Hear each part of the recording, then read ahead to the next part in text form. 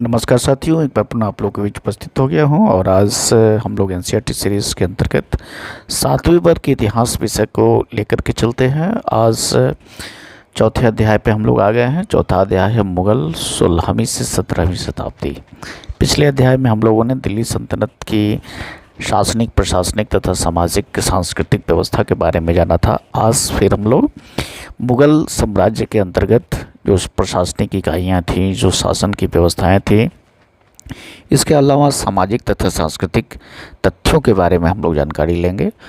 तो आगे बढ़ने से पहले आप सभी मित्रों से अनुरोध करेंगे कि जो भी मित्र चैनल पर नए हैं, कृपया करके चैनल को सब्सक्राइब करें, लाइक करें, शेयर करें तथा अपना कमेंट्स करना ना भूलें। मित्रों, जैसा कि हम सभी जानते हैं कि भारत में मुगल साम्राज्य की स्थापना 1526 ईस्वी में पानीपत की लड़ाई में जो अंतिम दिल्ली सल्तनत के शासक थे, जो कि लोधी वंश के थे, इब्राहिम लोधी को हरा करके बाबर ने भारत में मुगल राजवंश की स्थापना किया था।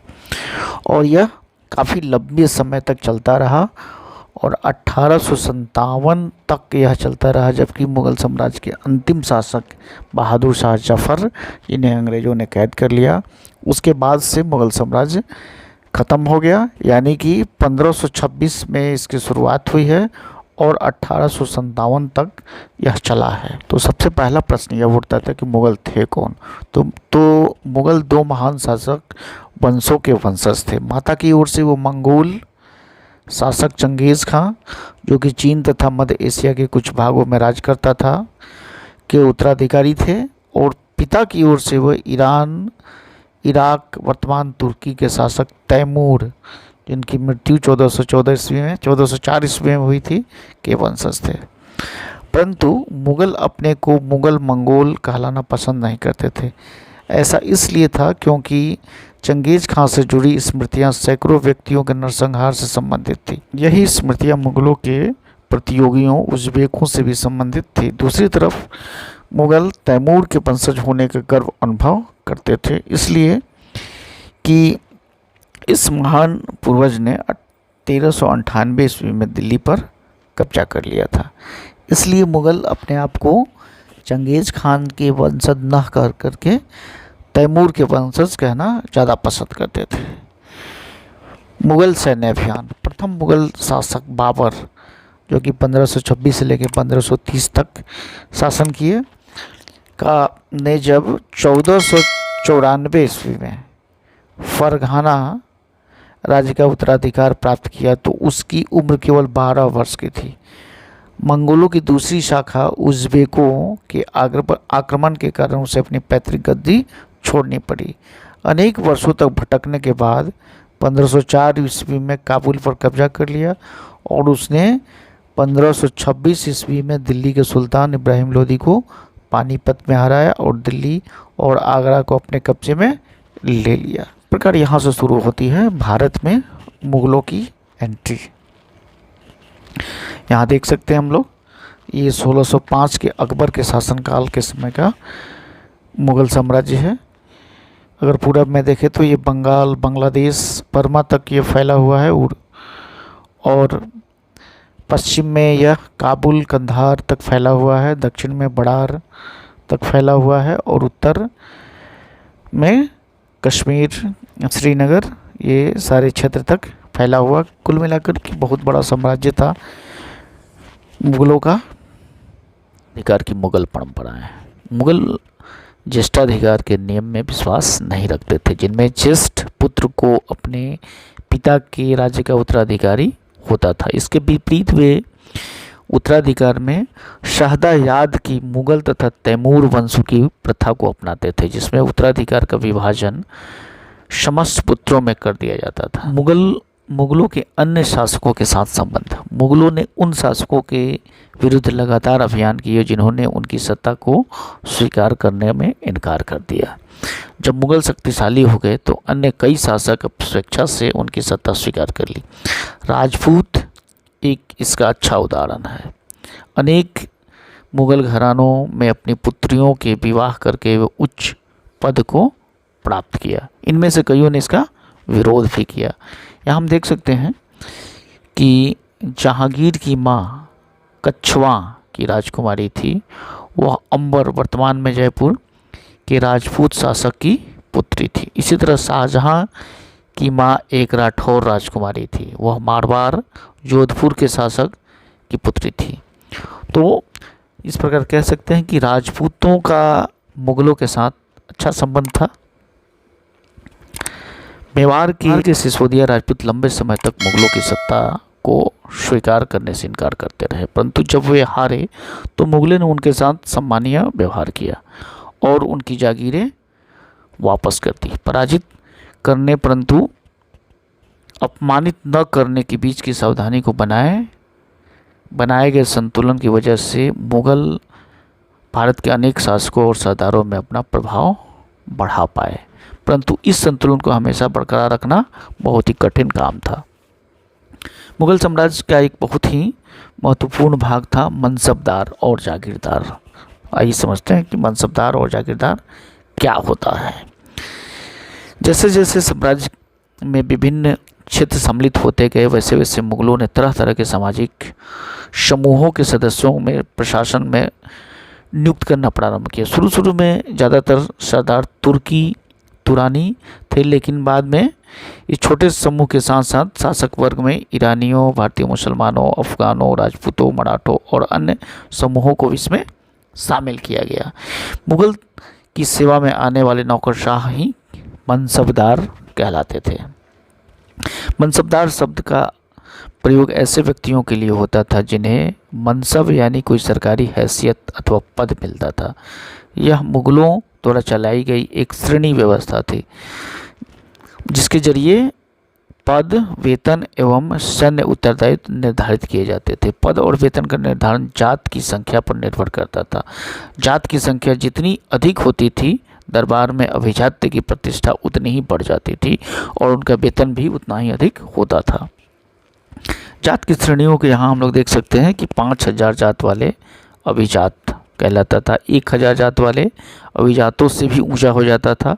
अकबर के शासनकाल में 29 ऐसे मनसबदार थे जो कि 5000 की पदवी वाले थे। औरंगजेब के शासनकाल तक ऐसे मनसबदारों की संख्या 79 हो गई। अर्थात इसका सीधा सीधा अर्थ हुआ कि राज्य का खर्चा भी इसी अनुपात में बढ़ गया। आगे बढ़ते हैं। मनसबदार अपनी सवारों का निरीक्षण के लिए जाते थे।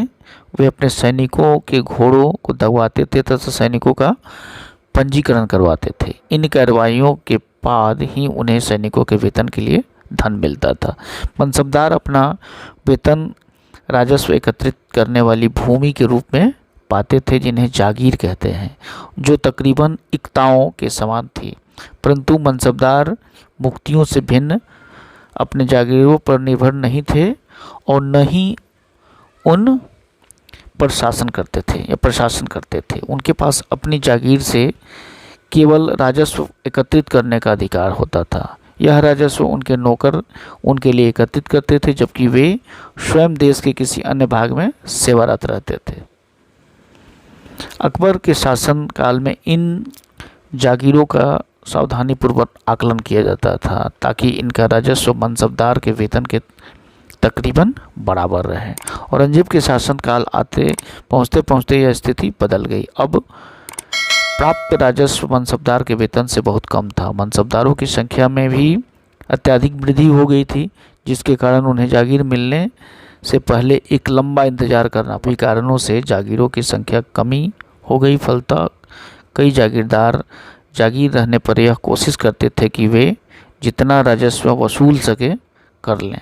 वे अपने शासन के अंतिम वर्षों में औरंगजेब की इन्हीं परिवर्तनों पर निरंतर नहीं रख पाया, जिसके कारण किसानों को अत्यधिक मुसीबत का सामना करना पड़ा। जब्त और जमींदार अगला टर्म है हमारा, ये भी काफ़ी इम्पोर्टेंट है। मुगलों की आमदनी का प्रमुख साधन जो था वो किसानों की उपज से मिलने वाला राजस्व था। अधिकतर स्थानों पर किसान ग्रामीण कुलीनों यानी कि मुखिया या स्थानीय सरदारों के माध्यम से राजस्व देते थे। समस्त मध्यस्थों के लिए, चाहे वह स्थानीय मुखिया हो या शक्तिशाली सरदार हो, मुगल एक ही शब्द जमींदार का प्रयोग करते थे। अकबर के राजस्व मंत्री जो थे टोडरमल ने 10 साल 1570 से लेकर 1580 की कालावधि में कृषि की पैदावार, कीमतों तथा कृषि भूमि का सावधानीपूर्वक सर्वेक्षण किया। इन आंकड़ों के आधार पर प्रत्येक फसल पर नकद के रूप में कर निश्चित किया गया। प्रत्येक सूबे प्रांत को राजस्व मंडलों में बांटा गया और प्रत्येक की हर फसल के लिए राजस्व दर अलग सूची बनाई गई। राजस्व प्राप्त करने की इस व्यवस्था को जब्त कहा जाता था। यह व्यवस्था उन स्थानों पर प्रचलित थी जहां मुगल प्रशासनिक अधिकारी भूमि का निरीक्षण कर सकते थे और सावधानीपूर्वक उसका हिसाब रख सकते थे। ऐसे निरीक्षण गुजरात और बंगाल प्रांतों में संभव नहीं हो पाया। इसको नोट कर लेंगे हम लोग, जब्त इन क्षेत्रों में नहीं हो पाया क्योंकि डायरेक्ट मुगल का शासन इन क्षेत्रों में नहीं था। वे जागीरदारों के द्वारा यहाँ शासन करते थे। कुछ क्षेत्रों में जमींदार इतने शक्तिशाली थे कि मुगल प्रशासकों द्वारा शोषण किए जाने की स्थिति में वे विद्रोह कर सकते थे। कभी कभी एक ही जाति के जमींदार और किसान मुगल सत्ता के खिलाफ मिलकर विद्रोह कर देते थे। 17वीं शताब्दी के आखिर में ऐसे किसान विद्रोहों ने मुगल साम्राज्य की अस्थायित्व की चुनौती दी थी।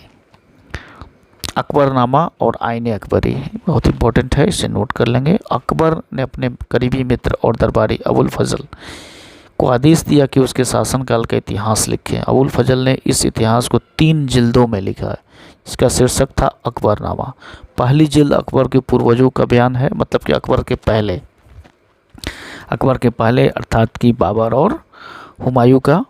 दूसरी अकबर के शासन काल की घटनाओं का विवरण देती है और तीसरी जिल्द आईने अकबरी, इसमें अकबर के प्रशासन, घराने, सेना, राजस्व और साम्राज्य के भूगोल का ब्यौरा मिलता है।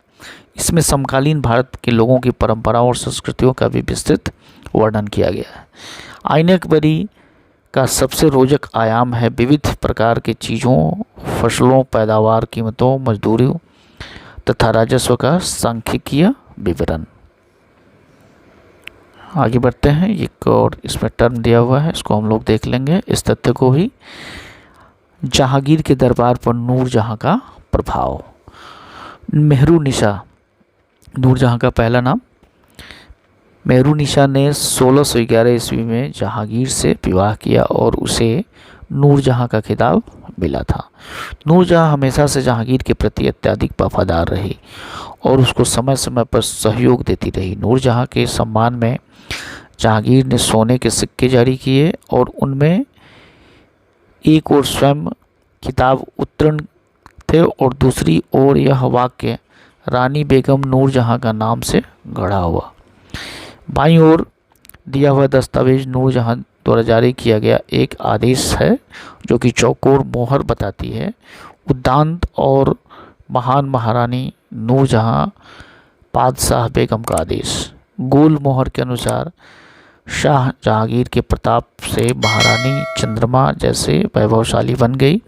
हम कामना करते हैं कि नूरजहां पादशाह इस युग की सर्वोत्तम महिला बनी रहे। ये एक आदेश है, इस तरह सब देख सकते हैं।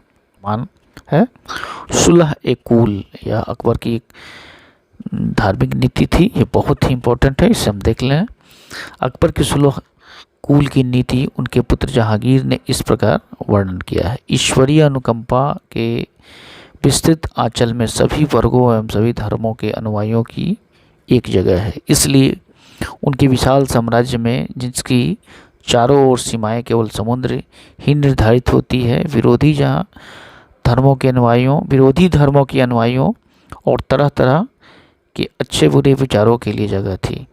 यहाँ सहिष्णुता का मार्ग बंद था। यहाँ असहिष्णुता का मार्ग बंद था। यहाँ सुन्नी और शिया एक ही मस्जिद में इकट्ठे होते थे और ईसाई और यहूदियों एक ही गिरजे में प्रार्थना करते थे। उसने सुसंगत तरीके से स्वारिक शांति यानी कि सुलह एक कुल के सिद्धांत का पालन किया। 17वीं शताब्दी और उसके पश्चात के मुगल साम्राज्य के प्रशासनिक और शासनिक कुशलता के फलस्वरूप आर्थिक और वाणिज्यिक समृद्धि में वृद्धि हुई। विदेशी यात्रियों ने इसे वैसा ही धनी देश बताया जैसा कि किस्से कहानियों में वर्णित होता है, परंतु यही यात्री इस प्रचुरता के साथ मिलने वाली दरिद्रता को देखकर भी विस्मित रह गए। सामाजिक असमानताएं साफ दिखाई पड़ती थी। शाहजहां के शासनकाल में 20वें वर्ष में दस्तावेज से पता चलता है कि ऐसे मनसबदार जिनको उच्चतम पद प्राप्त था, कुल 8000 में से 445 ही थे। कुल मनसबदारों की एक छोटी सी संख्या 5.6% को ही साम्राज्य के अनुमानित राजस्व का 61.5% स्वयं या उनके सवारों के वेतन के रूप में दिया जाता था। आगे बढ़ते हैं, कुछ और महत्वपूर्ण चीज़ों पर हम लोग देखते हैं। मुगल सम्राट और मनसबदार अपनी आय का एक बहुत बड़ा भाग वेतन और वस्तुओं पर लगा देते थे। इस खर्चे से शिल्पकारों और किसानों को लाभ होता था, चूँकि वे वस्तुओं और फसलों की पूर्ति करते थे, परंतु राजस्व का भार इतना था कि प्राथमिक उत्पादों, किसानों और शिल्पकारों के पास निवेश के लिए बहुत कम धन बचता था। इनमें से जो गरीब थे, मुश्किल से ही पेट भर पाते थे, वे उत्पादन शक्ति को बढ़ाने के अतिरिक्त संसाधनों में, औजारों और अन्य वस्तुओं में निवेश करने की बात नहीं सोच सकते थे। ऐसी अर्थव्यवस्था में ज़्यादा धनी किसान, शिल्पकारों के समूह, व्यापारी और महाजन ज़्यादा लाभ उठाते थे। मुगलों के कुलीन वर्ग के हाथों में बहुत धन और संसाधन थे। इनके कारण 17वीं शताब्दी के अंत तक वे अत्यधिक शक्तिशाली हो गए। जैसे जैसे मुगल सम्राट की सत्ता पतन की ओर बढ़ती चली गई, वैसे वैसे इन विभिन्न क्षेत्रों में सम्राट के सेवक सत्ता के स्वयं ही सत्ता के शक्तिशाली केंद्र बनते चले गए। इनमें से बहुत ने नए राजवंश भी अपना स्थापित कर लिए, हैदराबाद एवं अवध जैसे प्रांतों में अपना नियंत्रण जमाया। यद्यपि दिल्ली के मुगल सम्राट के स्वामी के रूप में मान्यता देते रहे, तथापि 18वीं शताब्दी तक साम्राज्य के कई नए प्रांत अपनी स्वतंत्र राजनीतिक पहचान बना चुके थे। तो इस प्रकार यह चैप्टर समाप्त हुआ। इस चैप्टर में हम लोगों ने मुगलकालीन शासनिक प्रशासनिक व्यवस्था तथा सामाजिक सांस्कृतिक तथ्यों को जाना। वीडियो कैसा लगा आप अपनी राय अवश्य देंगे। बहुत बहुत धन्यवाद मित्र।